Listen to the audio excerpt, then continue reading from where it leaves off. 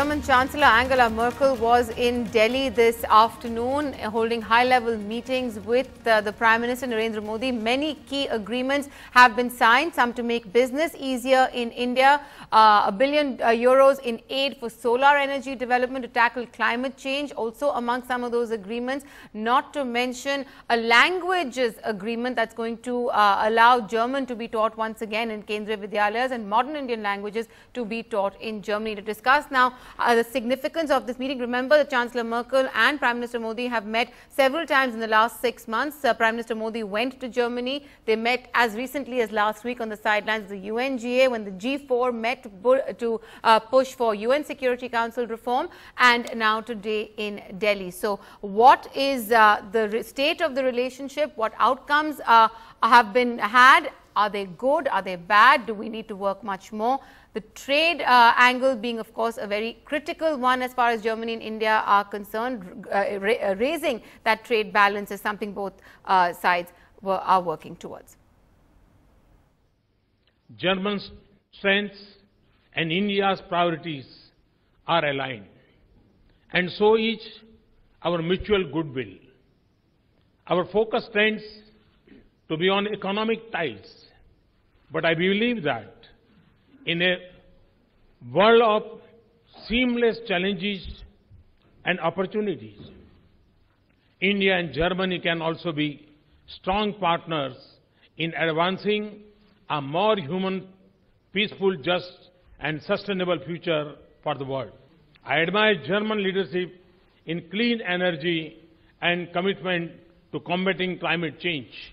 The economic relations are obviously of great importance.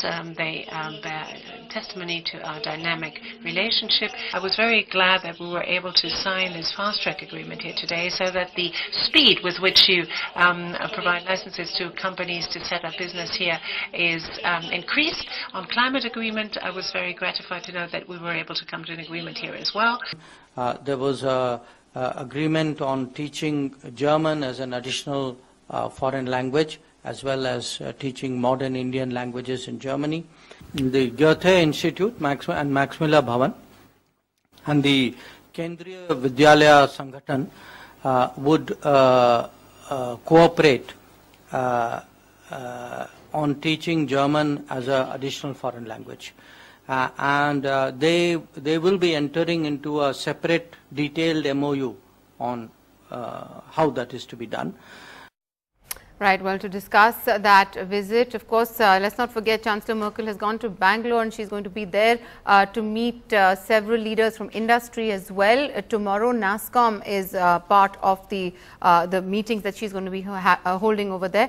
In the studio, we have freelance journalist from Germany, Simon Resche, joining us, Dr. C. Rajamohan, Strategic Affairs Editor and senior at the Observer Research Foundation. From the BJP, we have Krishna Sagar Rao from Hyderabad joining us, and Vivek Karchu, former diplomat from the Ministry of External Affairs in Delhi, joining us from his residence. Simon, actually, let me start by asking you, how important is this visit as far as Germany is concerned? Well, I think Indian-German relations are very important. We can see that just by the fact that these leaders are meeting so often, that we have this format of intergovernmental consultations.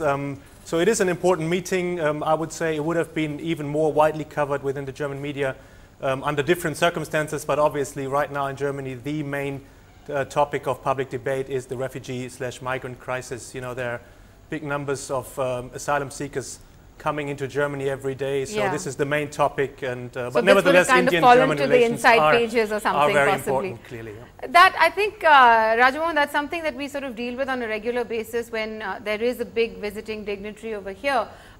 In the past, when there have been opportunities for question and answers, the foreign journalists tend to ask questions related to their domestic situation. I think that would be something that even Indian journalists here have tried to do in the past, myself included.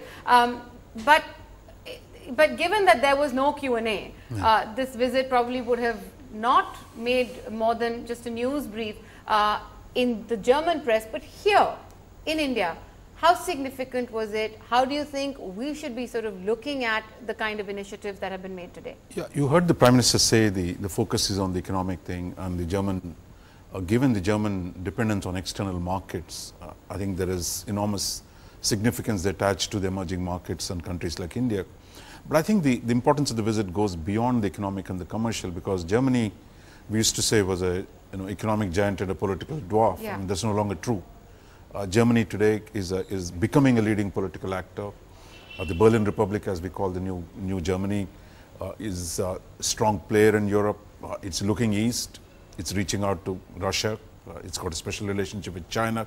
So I think Germany is beginning to shape the Eurasian politics in a way in which we're not used to it. Right. But our image traditionally has been so narrowly focused on the economic one, and on the political thing more recently on the UN Security Council. But there are bigger things happening in terms of the geopolitics of the region, and I think that's where we need to engage a lot more with Germany, and I think this is the beginning of that process. And I think, Mr. Kachur, if you can come in on that, because, the idea of the geopolitics of the region, I mean, Chancellor Merkel is seen today as perhaps the most powerful woman in the world, certainly the most powerful leader in Europe right now. Everyone's looking to Germany, whether it's to resolve the European debt crisis, whether it is to stem the state of refugees. She's opened her borders to the Syrian refugees coming in spite of several voices of opposition, both from within her party and from the political opposition.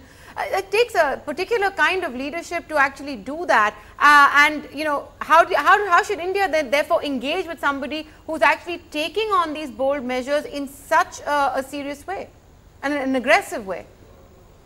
I think there are two aspects to this. The first is Chancellor Merkel's leadership itself. I think over the years, since the last 4 years when she was here, Chancellor Merkel has flowered as a leader, and she has a far greater impact in the leadership club, the top leadership club, than in the past. She's taken very seriously because she's a sober and thinking leader. The second is Germany itself. Germany is the preeminent power in Europe. It is making an impact in different areas of the world, but its major impact is in Europe and in the region abutting Europe. I think Germany is also a reluctant global player still. I don't see Germany immediately assuming a world leadership role. Therefore, India is the preeminent power in our region, obviously has a coincidence of interest, and over the years, I think both the leaderships have recognized that this coincidence of interest needs to be expanded beyond the economic and the technological. Obviously, there is a congruence, and that has to be exploited. I think Sanjay Baru put it very well in an article when he said that India lacks, in many areas, high technology which Germany has. India lacks capital which Germany has. But Germany has an aging population, and India has a demographic advantage. Yeah. So there's a certain fit here. Okay. But in other areas, we've got to really sense our way through. It's good that now there is a greater engagement in strategic affairs and intelligence sharing, and perhaps a greater sharing of views, and this needs to be encouraged. Okay, all right. Krishna Sagar Rao, I want to bring you in on this. Prime Minister Modi has also sort of talked about the kind of climate change initiatives that Chancellor Merkel made. Now, India has been promising to cut down greenhouse gas emissions by up to 35% in another 15 years from now. There's €1 billion that has come in aid from Germany for solar energy, amongst other clean technology, rural technology initiatives as well. Your response to this, because on the climate change issue, India has had very strong positions, and we're looking for, towards the Paris conference later this year, and wondering how India is going to sort of defend its position. Maya, it's let me first make a statement on what is happening, what is underway. Yeah. I think it is a huge step in the right direction for German and Indian ties, and another feather in the cap of our Prime Minister and our regime.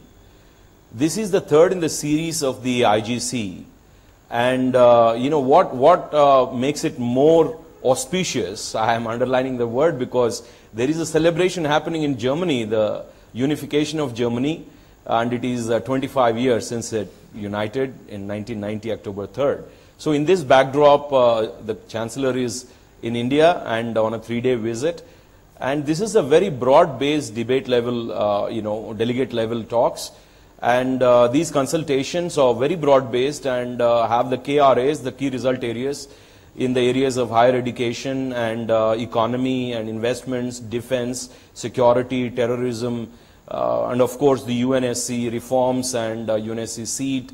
So all these things are being discussed, and over 13 MOUs have been signed. Yeah. Many understandings have been made